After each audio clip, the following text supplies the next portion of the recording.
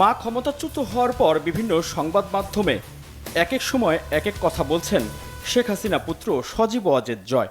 ঠিক আছে, শেখ হাসিনার পর আপনাদের কি হবে সেটা আমারও চিন্তার বিষয় না, আমার পরিবারের আর চিন্তার বিষয় না, আপনারা বুঝবেন। বলেছিলাম যে আমার পরিবার আর রাজনীতি করবে না, তবে আমাদের নেতাকর্মীর উপর যেভাবে হামলা হচ্ছে এই পরিস্থিতিতে আমরা হাল ছেড়ে দিতে পারি না।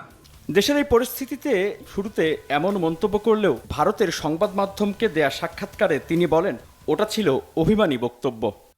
হ্যাঁ, সেটা আমরা সবাই অভিমান করেছিলাম, তবে পরের দিন যখন দেখি যে আমাদের নেতাকর্মীদেরকে হত্যা করা হচ্ছে, তখন আমরা বললাম যে আমাদের নেতাকর্মীদেরকে ছেড়ে দেওয়া যাবে না, তাদেরকে অর্গানাইজ করতে হবে।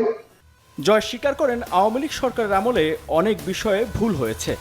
সে কেউ যদি মিলিটেন্ট হয় তার বিচার করে তাকে জেলে দেওয়া উচিত, তাকে যদি ফাঁসিও দিতে হয় আইনগতভাবে বিচার করে তাকে সাজা দিতে হবে। গ্রেফতার করে রাখা উচিত হয় না, এটা ঠিক না কোনো গণতান্ত্রিক দলে সমাজে। এটা আমাদের ন্যাশনাল সিকিউরিটি সিস্টেমে কেউ যদি এটা করে থাকে, এটা একটা ভুল হয়েছে। তিনি বলেন সাম্প্রতিক ছাত্র বিক্ষোভের সময় আইন শৃঙ্খলা বাহিনী ও প্রশাসনের কেউ কেউ বাড়াবাড়ি করেছেন, সেটা ভুল ছিল বলেও মন্তব্য করেন জয়। বাড়াবাড়ি কিছু লোকজনের হয়েছে, এটা অস্বীকার করা যাবে না। আমি সব সময় এটার বিরুদ্ধে। সমস্যা হয়ে যায় যে সবাই সঙ্গে সঙ্গে দোষ দিয়ে দেয় শেখ হাসিনার সরকারের।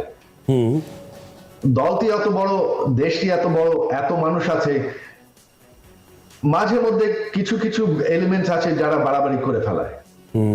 তাদেরকে কিন্তু এটা হুকুম দেওয়া হয় না, তারা নিজেদের মতন করে।